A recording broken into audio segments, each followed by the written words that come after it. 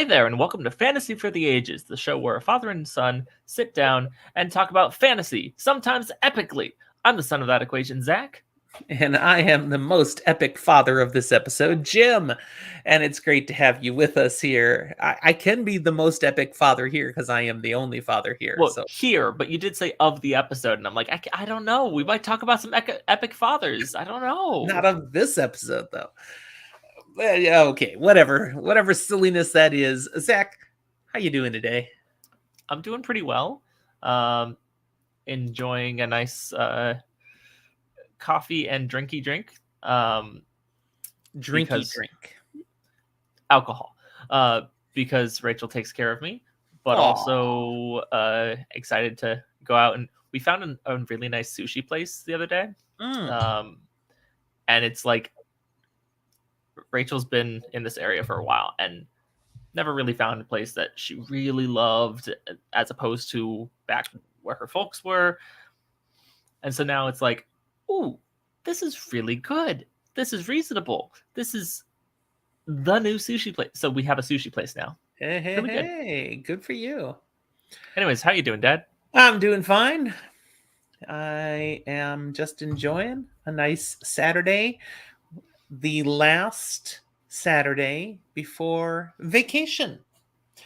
We've got your mother and I have a vacation coming up. Mm-hmm. I only have 2 days of work left, and then I'm on vacation this coming Wednesday, and we leave on Thursday. It's always nice to have that buffer day ahead to take care of last details, get some things squared away, go buy clothes that fit better, all those sorts of things. Yeah. And then we're heading to Florida, get on a cruise ship, do the thing, and then come back to Florida and hang out a little bit and then come home. But it'll be a couple of nice weeks. Looking forward to it. Good. I'm glad. So, yeah.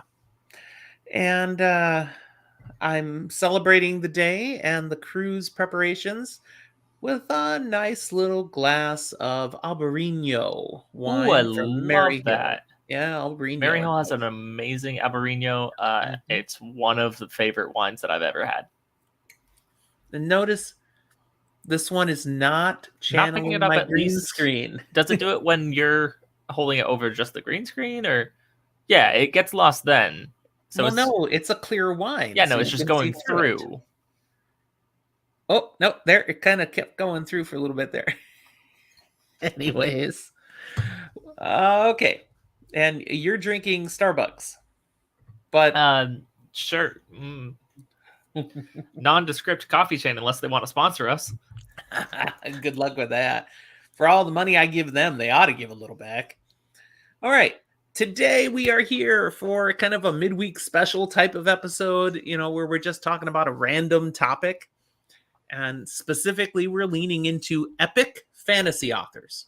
The best of the best. Now, notably, these are authors of epic fantasy, or is this authors who are epic who write fantasy? Which is this? These are authors who write epic fantasy whom we think are pretty epic. Both.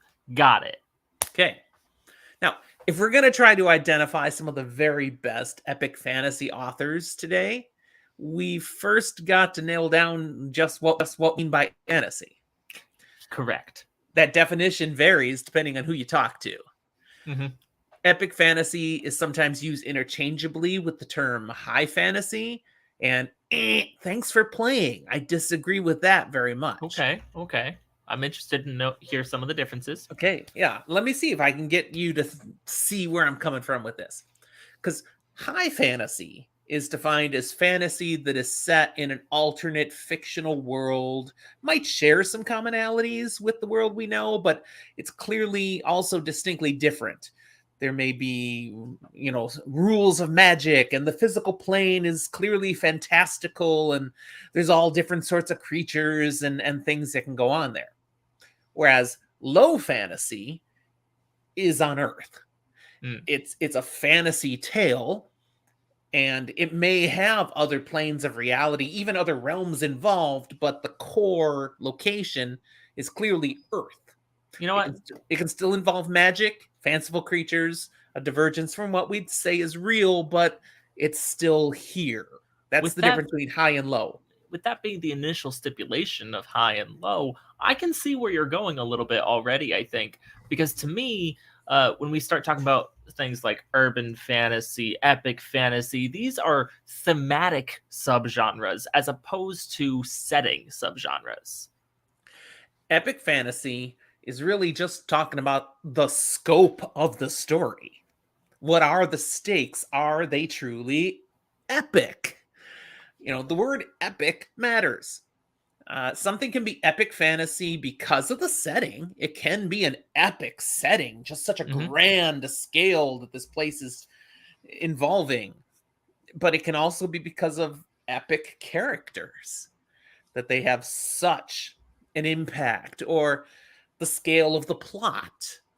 The themes are epic themes. There's ways that it can elevate to epic.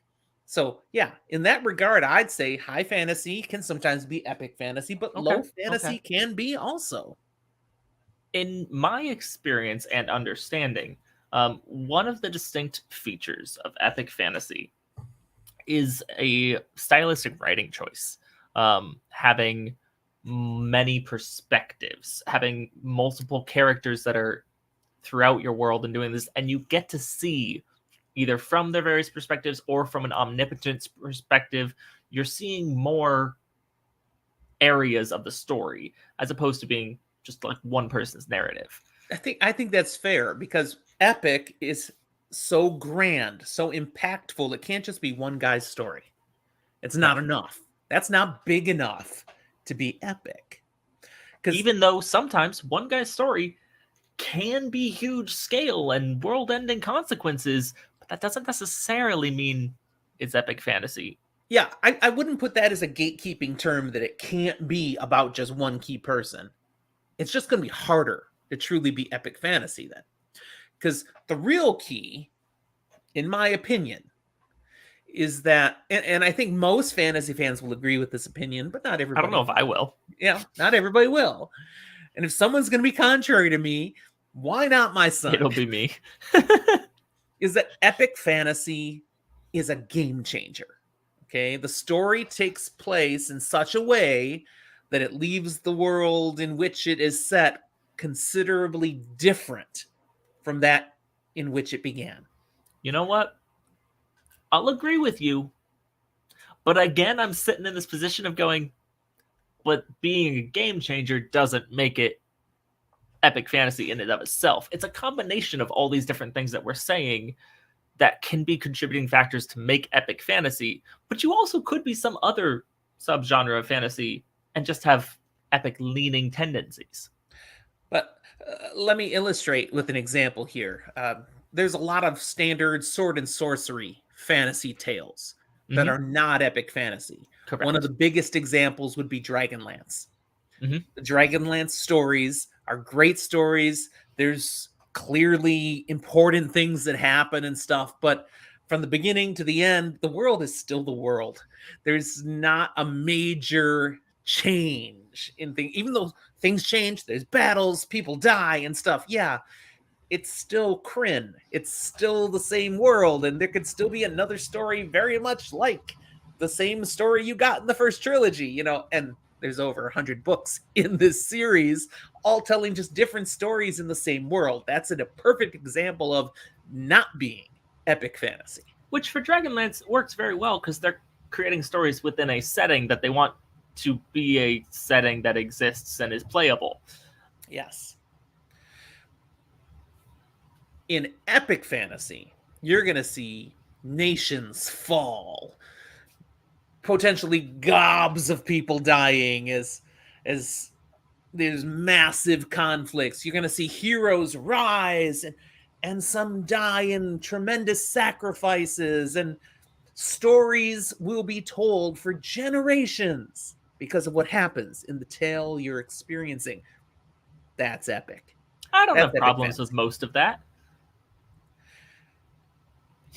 Question I have. Okay. Does length matter in these stories? Does it have to be epically long to be epic fantasy? I am going to say something a little potentially contentious here. Technically speaking, No. However, to achieve the development, growth, and the things that we do see in epic fantasy, it usually ends up requiring it for the author to really get what they're trying to do to happen. Uh, it can be done shorter. It could be done in a trilogy. You could have a single book, and I think a single book could be epic fantasy. However, it's gonna be a lot harder. I think it's a lot easier to write a big series that is epic fantasy, which is saying something because writing a big series in and of itself is a difficult thing to do. It's pretty epic. I agree with you. Because of the complexity, because of the degree of impact, it's very, to say any of this is easy seems like an oxymoron, but it's very easy for epic fantasy to become books and books and books. I think it's harder to write epic fantasy concisely. But behind me would be one of those examples. Lord of the Rings is epic fantasy. Now, when it was written, that was a long story. There weren't any trilogies up to this point. Yeah. So now it's a very cute and concise epic fantasy. But it gets away with still being incredibly dense. Well, yeah, that's true. It feels like 3 times as long as it is. So hopefully now, as I've been describing, as we've been talking about the kinds of things that make for epic fantasy, certain authors have been coming to mind, certain works that have been created as epic fantasy. Because what I want to do here is discuss some authors that we are familiar with in regards to fantasy, and arbitrarily in our own decide epic or not so epic, decide whether or not just epic or not so epic, but whether or not they belong on the list of the best epic fantasy authors. So yeah, first we have to agree, is it epic fantasy? And if it is it up here? Okay. That's fair. Okay. Purely subjective, people. Again, you have the right to disagree with us, and we would love to hear your comments. Constructive criticism, just post it here on the episode. Hate mail, send to Zachary. And notably, I'm okay with that. Notably, we're not going to go through every author that exists, especially in the fantasy genre. I also don't think we're necessarily including sci-fi in this. No. However, there is something to be said that sci-fi can be like epic sci-fi. But we're talking an example here. I'm just going to throw randomly something like Dune. I think qualifies as like epic sci-fi, but it's not exactly fantasy. But yeah, point taken. This will not be an all-inclusive list. We are limited by what we've experienced personally, of course. And I'm limited by whatever authors you decided to bring into this, because I may or may not bring in some of my own. No, you will be invited to toss in ones that you're familiar with that I don't list here. I want them. That's terrifying. So we can do that. Now, I was going to say you will be limited simply because you are limited. But I'm only a half-inch shorter than you, Dad. Well done. Honestly, like it. I might not be anymore. Who knows? Maybe you shrank. I have not shrunk. Trust me, I've only grown at this point. Horizontally. Yeah. I'm working on those diagonals. I want to shrink this way. So I'm going on a cruise and eating all I can eat for the next week. Yeah, that sounds like a great diet plan. Plus the unlimited drink package. Man. So I just repeat to myself after the cruise. You're going on a seafood diet. Yeah. Seafood and you eat it. Yeah. I'd have to do my part eating it so we don't pollute the ocean. Ah, I see. It's environmentally conscious of you. All right. Okay, so as we go in here, I've acknowledged the fact we're not going to be all-inclusive. There are things we're not going to be able to talk about. The only thing I will really try to pretty much guarantee is what we talk about will be pretty epic. Okay, let's go into some authors. The first one I'm going to put up here, I think, is just a given, but J.R.R. Tolkien. He's behind you, or at least the product of his work. Not saying his work, the product of his work is behind you. You know, The Lord of the Rings is epic fantasy. It's got the grand scale, it's got the huge stakes, it's got some incredible characters and their journeys and their sacrifices. And I mean, it's massive. Now, The Hobbit, not epic fantasy. The Hobbit's just a nice fantasy story that sets the groundwork for the epic fantasy that is The Lord of the Rings. What do you think of that? I have no issue with that. That being said, to a certain extent, I often think of The Hobbit as a prequel to the series The Lord of the Rings, and The Silmarillion as a companion novel that fills in a lot more. And so I often can consider it as the full, all of that together for one epic fantasy tale. But the crux of it being The Lord of the Rings, yeah, that qualifies as epic fantasy. I think it's really interesting that one of the earliest fantasy things, something that is genre defining, is epic fantasy. But not all fantasy is epic anymore, at least. No. I do think we will see a tendency that more of the things that we will mention will be maybe a little bit older, not necessarily old by any means. And there may be some that are very new, but there was a lot more recently that doesn't quite fit into epic fantasy, just because epic fantasy at this point feels like it needs to be really good or it's old hat. Yeah, this is, those comments you just made are going to be very much up for debate. And in reference to that, I did a Twitter poll this past week on epic fantasy. And I asked people, okay, which of these 4 epic fantasy authors would you consider the best of these 4? I didn't say which is the best epic fantasy author, just which of these 4. And there was debate as to whether all of these 4 actually were epic fantasy authors. And I told people also, if you have someone else you think is the better epic fantasy author above these 4, put them in the reply. This thing got like 36 replies. Oh yeah, there was plenty. And the vote was over 600 people voting. It was fantastic. There's a lot of difference of opinion on what makes for high quality epic fantasy. So we can establish though, J.R.R. Tolkien, Lord of the Rings, heck, without fantasy, him, we don't have other epic fantasy. He's one of the best of the best. It just has to be there. I'm not going to sit here and try to say that I think he is the best of the best, but he belongs in that group. He belongs in best of the best because of what he did, what he created. It's there. And it's still valid. And there's a lot of layers to it. Speaking of layers, let's talk about Robert Jordan. Oh, okay. No, we're not talking Shrek next. We're talking Shrek is epic fantasy. No, it's not epic. It's fantasy. Robert Jordan, The Wheel of Time. We spent a lot of time talking about The Wheel of Time on this channel. Yeah. Epic fantasy? Yeah. There are over 2,000 named characters that matter, that have consequences.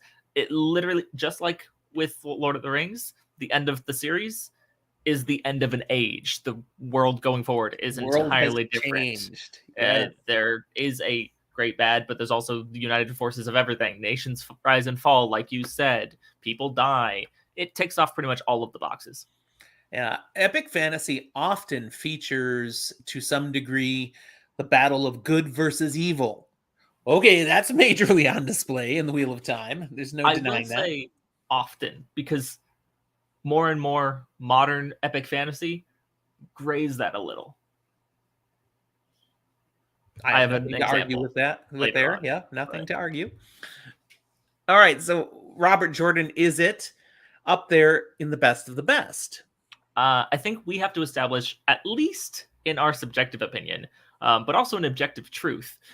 Yes, this podcast partially exists because Robert Jordan is one of the best epic fantasy authors. Now, that is not to say the man was not without his flaws in his writing. No. There is a slog. It is real.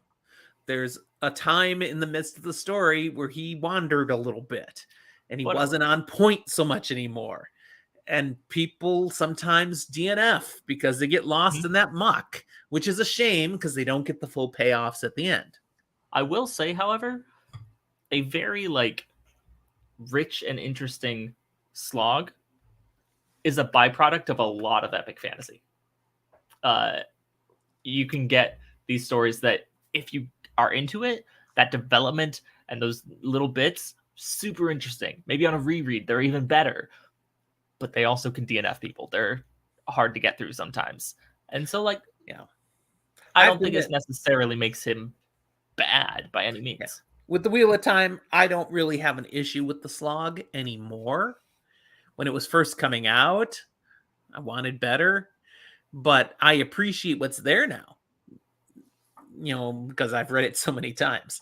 I don't skip over it on a reread. I still like it. I have to admit, I had issues getting started.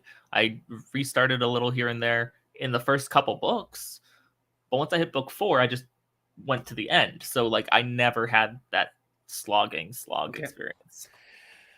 All right, let's talk about one of the more successful and more controversial authors when we talk about epic fantasy, Brandon Sanderson. Interesting. The man is dropping a lot of fantasy. Most of it Mhm. is not epic. Correct. But one, I think, undeniably fits epic fantasy, even though it's The not s- done, and that the would be the Stormlight Stormlight Archive. Yeah. Yeah. It has all those markers again. So many different characters. The scale being so grand, the stakes being so huge. We don't know where it's going for sure yet. And even when it finishes the book 5, that's just the finish of the first 5, and he's another 5 planned. Yeah.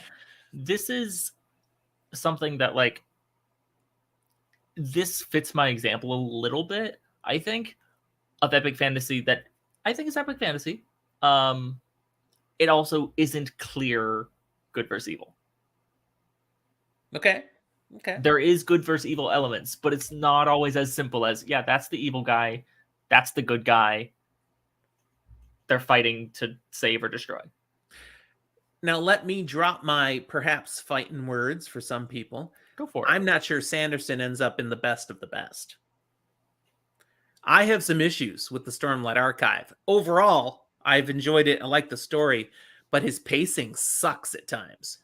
It's so slow to develop some things. And now it's good. Is it epically good? It's still epic fantasy. I'm not arguing that at all, but I'm not sure I put him in the best of the best. He's a little bit more of a novel churn dude. He's just putting stuff out that are all good, but epic. So let's just start with, you can say that. You're allowed to say that. I think that's a fault of the fact that you had issues getting into it initially, and that's allowed. Plenty of people don't get into the Wheel of Time too well. They get beaten by the slog. You suffered from that with the Stormlight Archive. I didn't. Yeah. When I started, I waited to opinion. start it. Once I started it, I ate these books up. These things are massive, and I read them quickly. Whether I did them as an audiobook, which I did the first one, or later that I was just straight reading all the rest, and I intentionally was like, no, I want to read it in paper. I never had an issue wanting to go back reading it. It had me all the way. I don't have an issue with the pacing really, but that may be because I like the way Sanderson often paces. The build and then the quote unquote Sanderlanche often works for me. I will be here and tell you, I think he belongs there, but he's also one of, maybe not but at least one of like my top 3 favorite living authors. Okay. Yeah, one of the signs that's a warning sign for me is that while I've read all these books, I valued reading these books, I don't want to reread these books. Even though I'm 100% sure I'd appreciate them more rereading them, they were so much to read the first time that I just don't relish that idea. Which And it's that's wild what to me lowers it because for me a little. I don't do rereads. I just don't typically. If I'm gonna do a reread, it needs to be motivated in something really strong. I could totally see myself at some point doing a reread of at least some of, if not all of, especially if I was listening it with audiobook or something while I was reading other things, back through the Stormlight Archive especially if it's like in preparation for books 6 through 10 to come out or something. I could see myself actually doing that with this one. I think where we are, like in our lives, adulthood, these sorts of things, the Stormlight Archive is my Wheel of Time in context of you. That's quite possible. All right, let's move on to another author, Raymond E. Feist. Oh, I don't think I told you.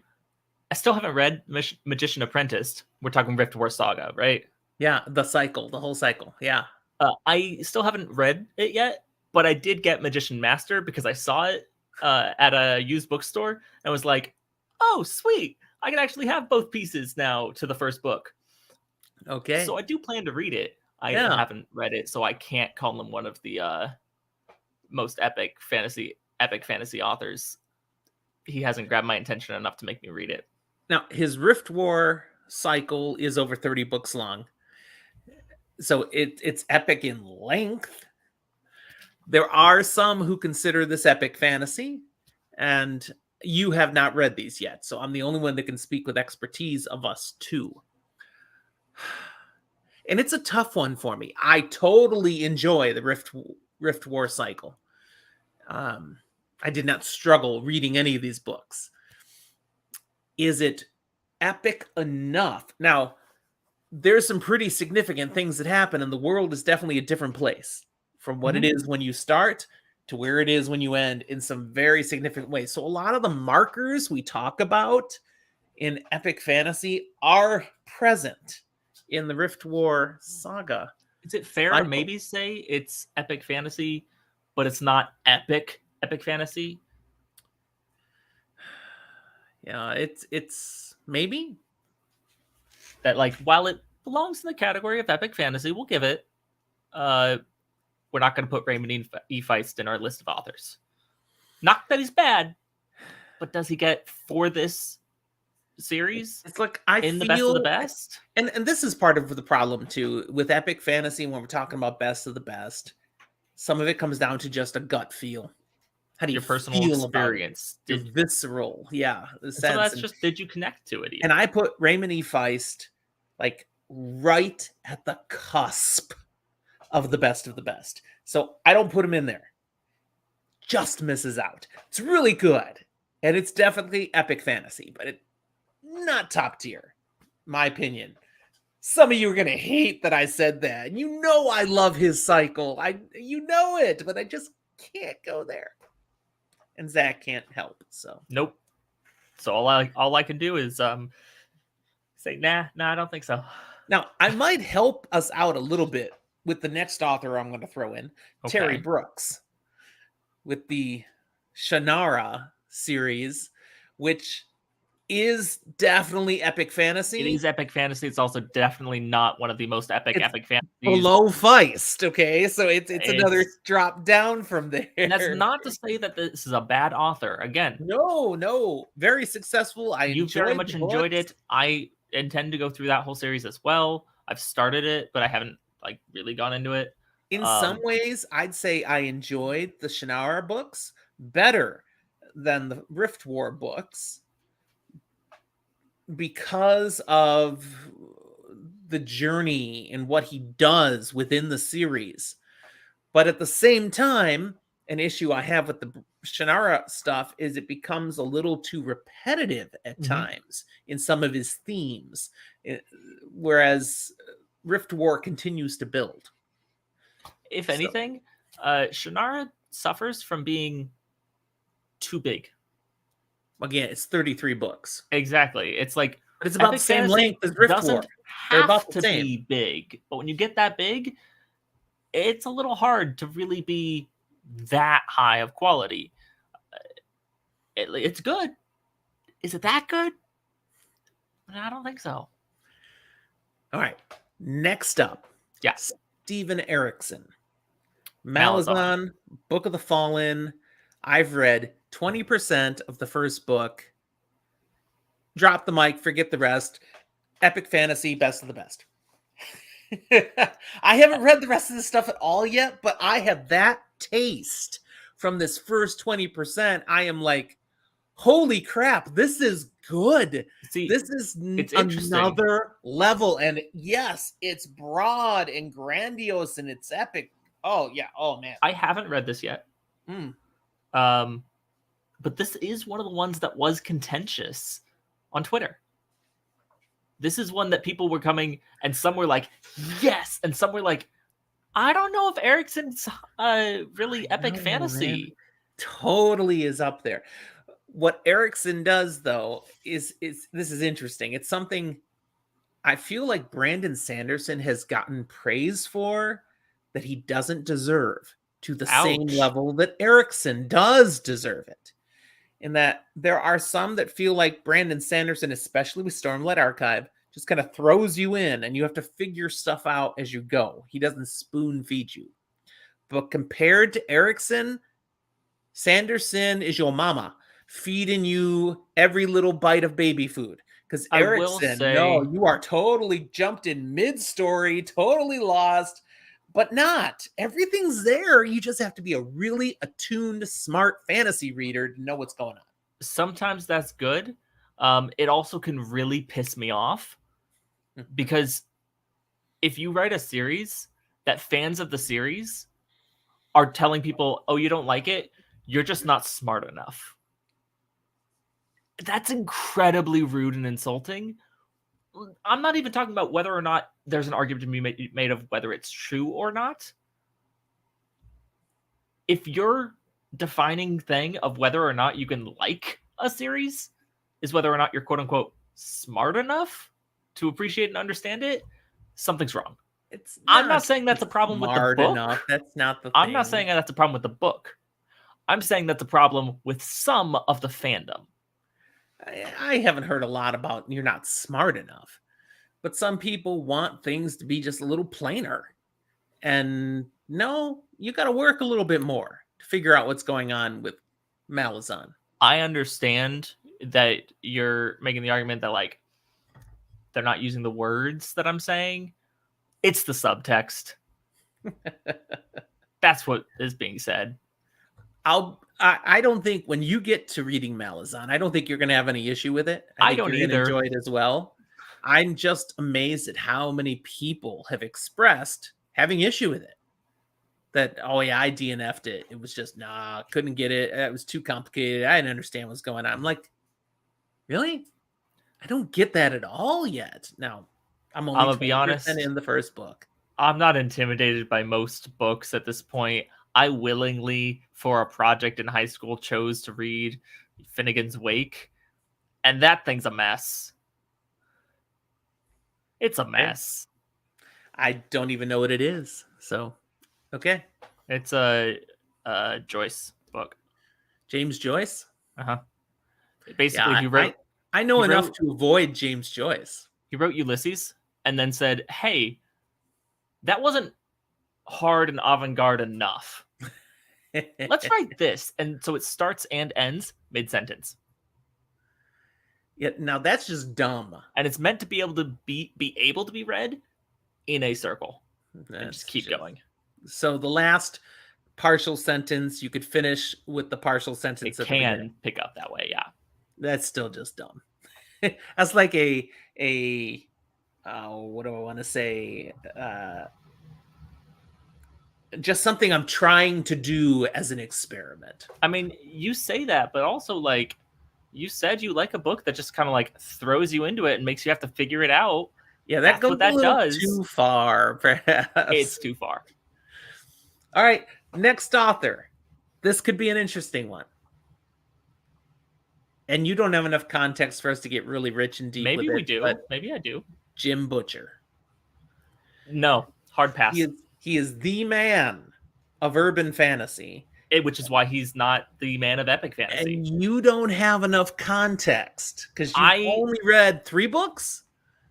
From what I've read, I have a certain context to some of the tone of the stories and the model. I also read in a weird way to where I've got more context than what I've read. And I'm going to sit here and tell you, by some of your definitions, this fits it ticks some of the boxes of epic fantasy. And I'm even going to say You love And this. of I know course, some guys, we're people. talking the Dresden Files, not Yeah. Codex Alera. The Dresden Files. I know some people who love the Dresden Files. You. I know some people who really don't. Really can't get into it. And there are arguments to be made that there are big world-changing things and epic things that happen. There are big stakes, and I don't think that's wrong. That being said, while it ticks many of the boxes, it leaves ticked off or unticked You just enough of the ticked off. boxes and enough of the important boxes. It's not epic fantasy. It's very good urban fantasy. It's what it is. And there's nothing wrong with that. But if we're going the best of the best of epic fantasy, I don't think it belongs on the list. Okay, I just introduced him to talk about. I wasn't going to say he was epic fantasy. I don't think he is. It's just good fantasy. It's definitely great urban fantasy. Now, much of what you said, 100% agree. There's a lot of elements of things we talk about with epic fantasy, and you'll see more of that as you move further into the series. Huge stakes, world-changing circumstances, but it's not really epic fantasy. Yeah. Okay.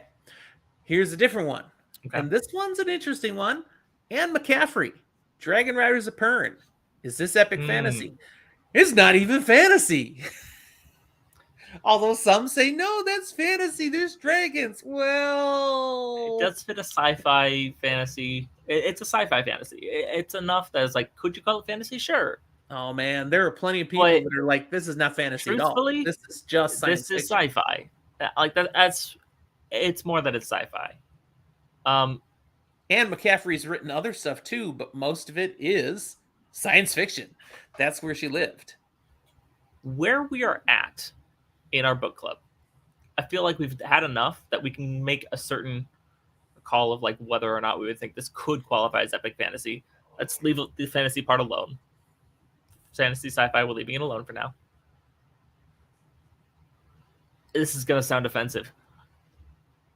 I think this qualifies as epic fantasy in the way that you could call something that is, I hate this, that you could But this call had gravitas, what you're saying. I felt it deserved solo. any kind of YA epic fantasy. If we're saying that to qualify for epic fantasy, it needs to be considered adult fantasy, I don't think the Pern stuff qualifies. Not because it's not for adults. Fantasy, just for the record. Anyway, but there's a certain level of like the way that the stakes are and the story is told. While things are big and epic, doesn't really doesn't have that gut feeling of epic fantasy. Does that ring with you? Yeah, totally. Not epic fantasy. Great author, good science fiction. Love the Dragon Riders of Pern. Not epic fantasy at all. Now, here's another author that some people say, oh, that's not epic fantasy. And they're wrong. George R.R. Martin, A Song of Ice and Fire. This is epic fantasy. It could be. Ha ha ha. All right. Tell me more. If you take the show Game of Thrones for its entirety and consider that, it's epic fantasy. And it is not the epic of the epics of epic fantasy. However, if you take A Song of Ice and Fire, as it currently sits, it's fantasy. It's ticking a lot of the boxes. But there's a few books that need to come out before I think it can really be defined as like, no, that was epic fantasy. Cool. It's like leaning in that direction. It's going there. It maybe could be. But there's enough plot lines that are not ticking the epic fantasy boxes that you need to make sure the conclusion is going to go in the right direction. Or you're just calling it high fantasy. Like, I think you're misguided on this one. This is epic, and we know how it could end based But we upon the don't know TV how it series. does it. George R. Martin was involved with that. So that is a potential ending. Now he's also said he's going to do something original and fresh. He's directly said that is not the ending. Right. But I don't think, therefore, what he's going to create for the books is going to be so departing from the kind of stuff he came up for the TV that it will not be epic fantasy. Now, it's still clearly epic. I think the argument of is it epic and is it the best of the best epic is dependent upon if the rest of the books come out. And if they don't, I'm not sure either of those questions are answered as yes. We will agree to disagree on this one, because just as they are, to me, that's still epic fantasy. But I respect your right to be wrong. Now, CS, go I'm ahead. gonna actually slide one in here. All right. Go Because ahead. I think it's an appropriate point for us to do it. We're not going to come to a decision on this because neither of us have read it yet. Huh. Speaking of series that aren't finished, we need to talk about Patrick Rothfuss. Yeah, there's only 2 books out.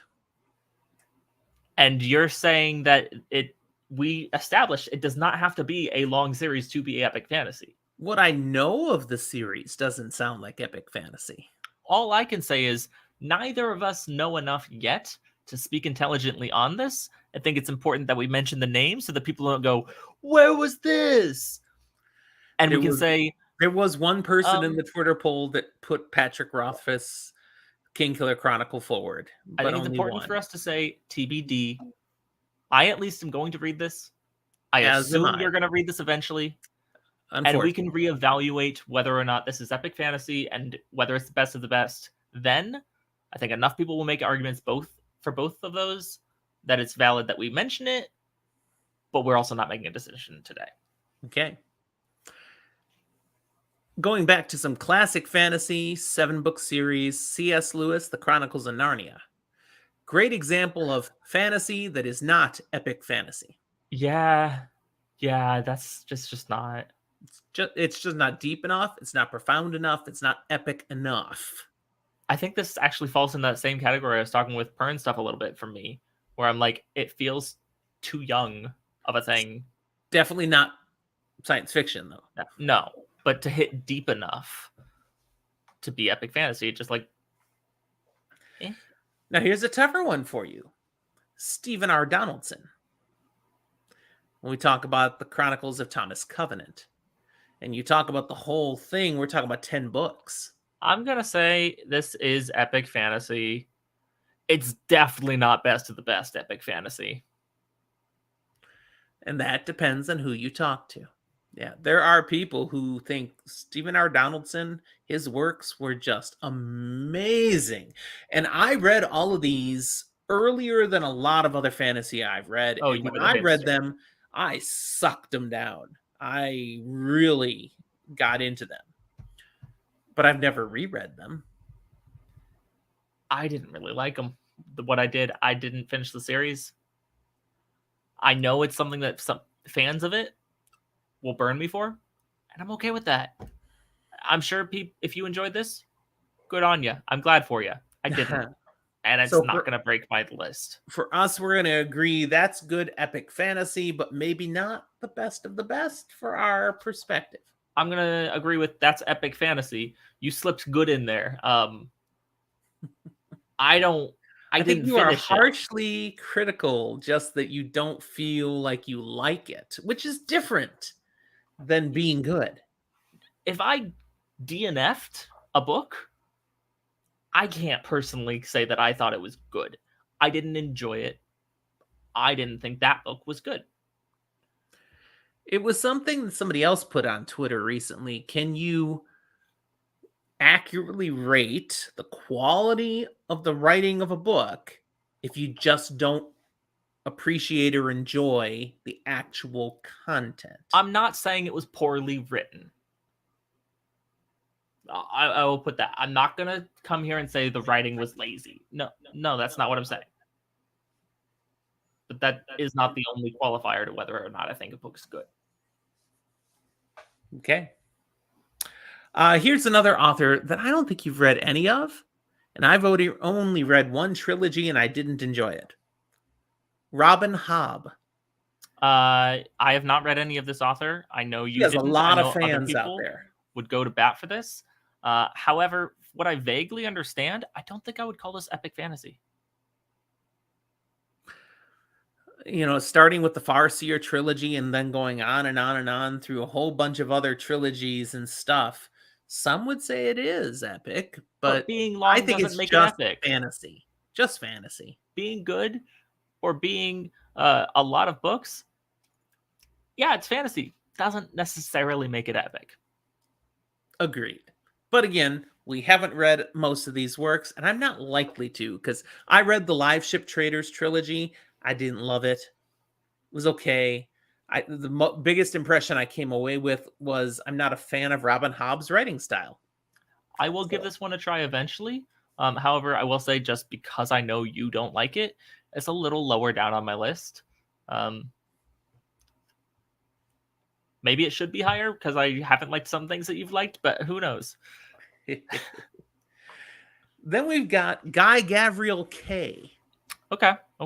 So the Fiona Var Tapestry, Tigana, other things I haven't read yet. Some do consider Kay a epic fantasy author. I'd say he technically qualifies. Okay. Especially because so much of it pays homage in story element to The Lord of the Rings, which we agreed was hands down epic fantasy. It does fit the high fantasy definition that we talked about earlier. Is it epic? Is it sufficiently grandiose enough? Occasionally, it also fits the low fantasy description, just saying. Low means the primary world is Earth. That's why I said occasionally it fits that. It can't occasionally be the primary.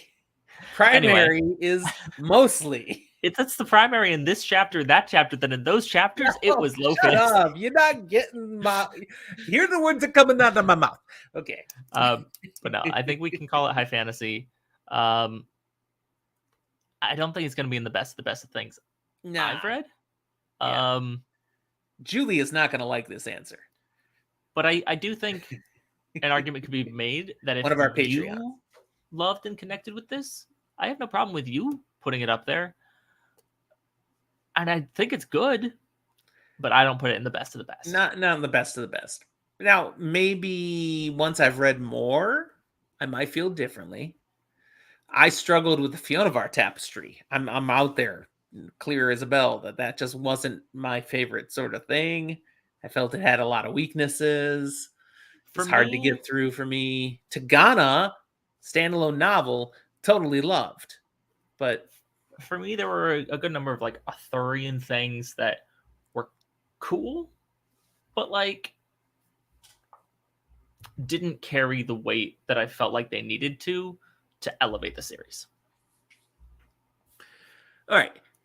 Here's a couple more authors that I have read some of what they've got out there. Okay. That some people say this qualifies as great epic fantasy, that I'm going to come right out and say, I'm not so sure. Okay, we'll see if I make an argument. And I'm lumping them together because I'm not so sure for the same reason for both of them. Okay. More one than the other. But Joe Abercrombie. Okay. First Law trilogy, and he's got a whole series of books. There's 2 trilogies and some standalones in the middle, set in this world. It's grimdark, and I'm not sure grimdark can be epic fantasy. You've already disproven yourself. Except for A Song of Ice and Fire. I'm like, you literally already disproved yourself. I said, except for A Song of Ice and Fire. I put it in there. I've only read the first book. I don't think the first book qualifies as epic fantasy, but I can see where it could go to where I think like there's room that this could. Don't know if it will. Being I've only read the first trilogy, I don't know what's still to come, but based on things we talked about as defining factors and features of epic fantasy, the first trilogy on its own does not hit enough of the markers. I can't say more because I don't want to ruin it for my son. I think it ticks off a lot of the boxes. but some of the biggest ones, including like the stakes and how the world has changed afterwards, I could see it being like it's hinting towards that, but it maybe doesn't reach that conclusion and resolution yet. So that's where maybe with later books. Again, I haven't read far enough to really know that. Now, the other author that I was lumping in here was John Gwynne, one of our more current and That's recent yeah. fantasy authors. I read The Faithful and the Fallen. Starts with Malice, is that right? Yep. Yep. And it has a number of the features of epic fantasy, and yet it's missing some pieces as well. One of those pieces being where the story is, where the world is at the beginning of the story and where it is at the end of the story.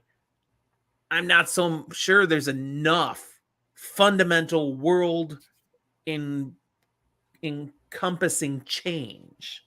Okay. But it's a great story. It's definitely high fantasy. I'm not so sure I can put it in epic, but there is more that he's written that's still set in the same world that I haven't read yet.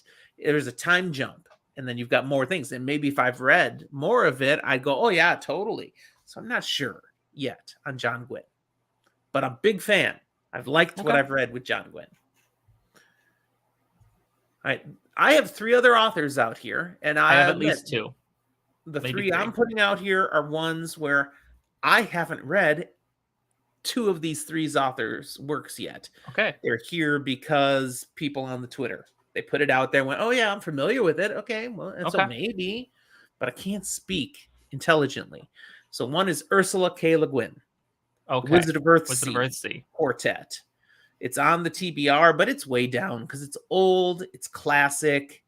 I'm not like, oh, I've got to read it. I just don't feel that. It's just there because I probably should have read that. People who are fans of it say, yeah, oh, that's epic fantasy.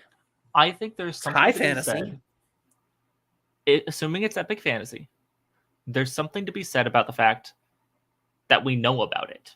Mm-hmm. It survived with being a little older, but survived to still be relevant to an extent. That says something good for it.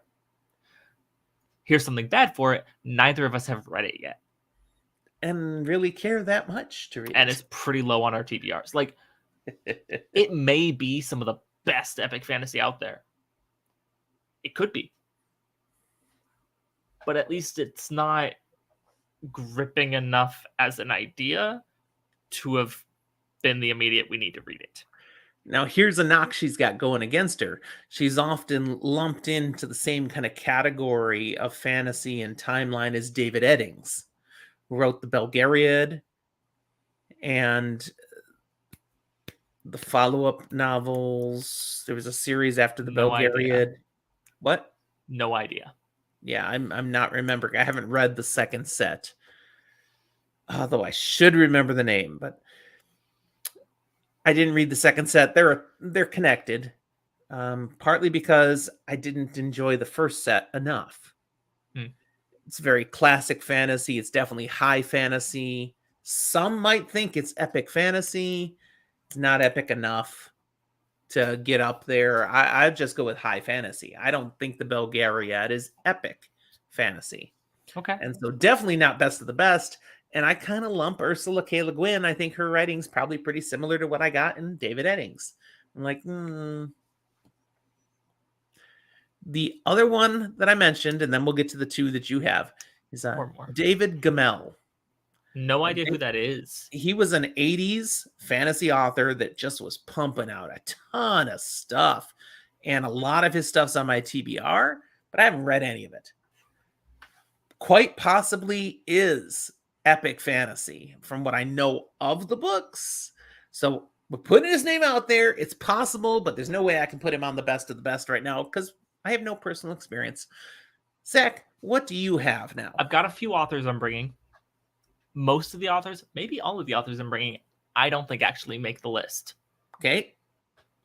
First one I'm going to bring up is the Broken Earth trilogy by N.K. Jemisin. Yeah, hard pass. I think it ticks a lot of the boxes for epic fantasy.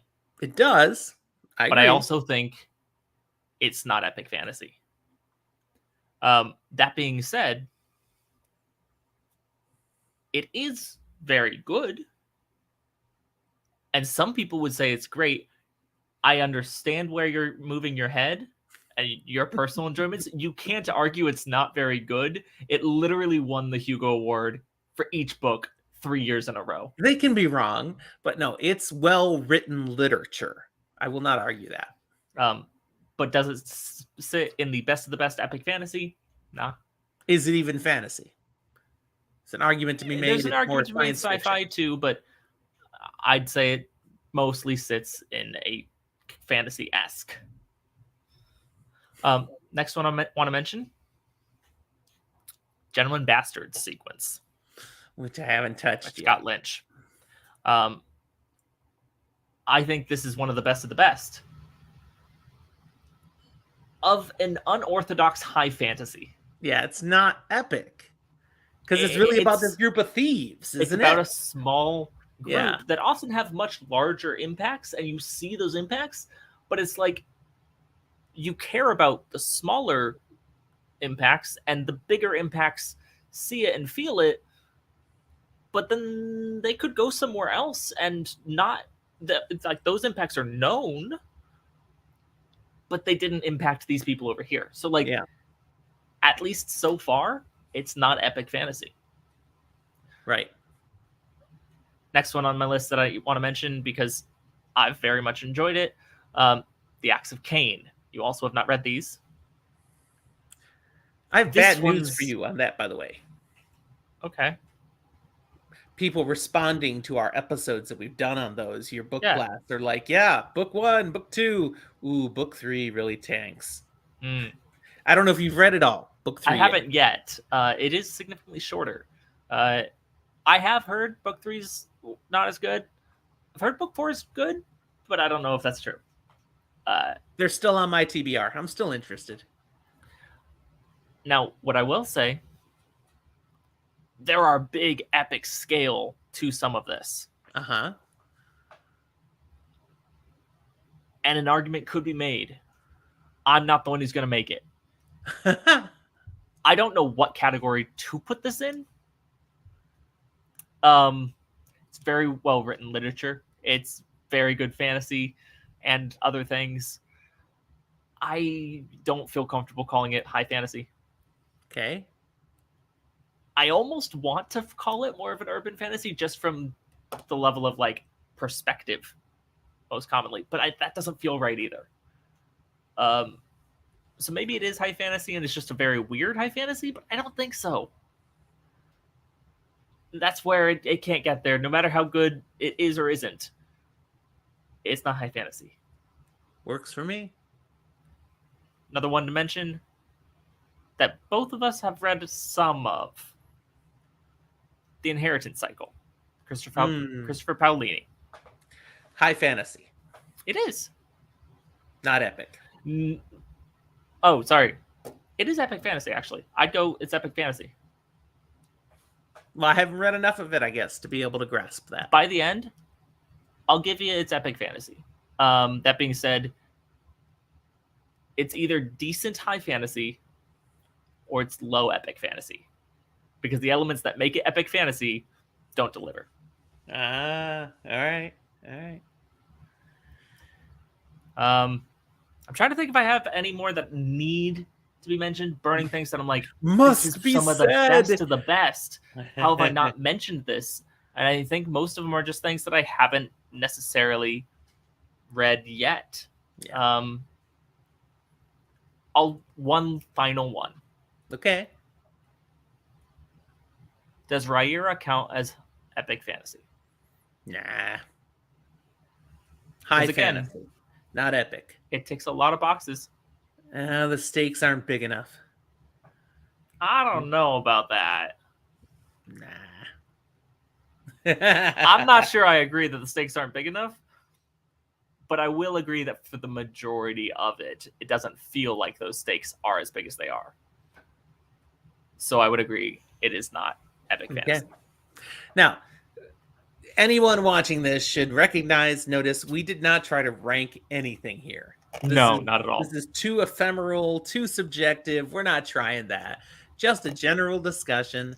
And we've certainly highlighted some authors we think are great epic fantasy authors, and others who are just great high fantasy authors, and others that some think are great.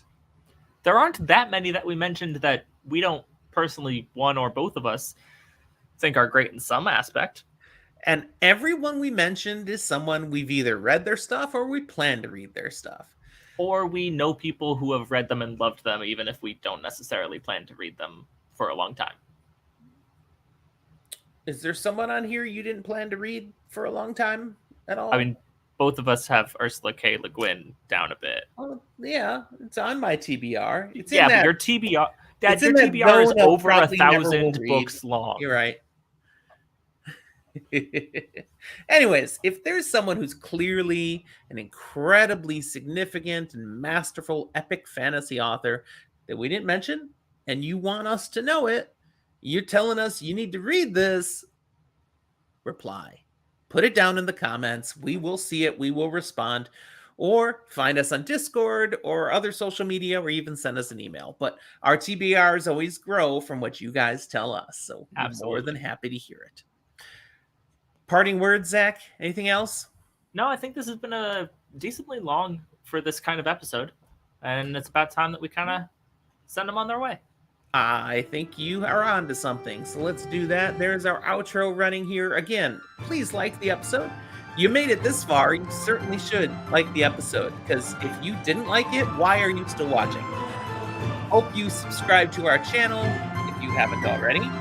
And on the side there, all these other ways you can connect with us: Patreon, Discord, social media. We never did add Mastodon, but I've kind of stopped putting our stuff on Mastodon. It's okay, Twitter's not dead. been less dead. It could still die at any moment, but not yet. All right, we'll talk to you next time. Yeah, I was just adding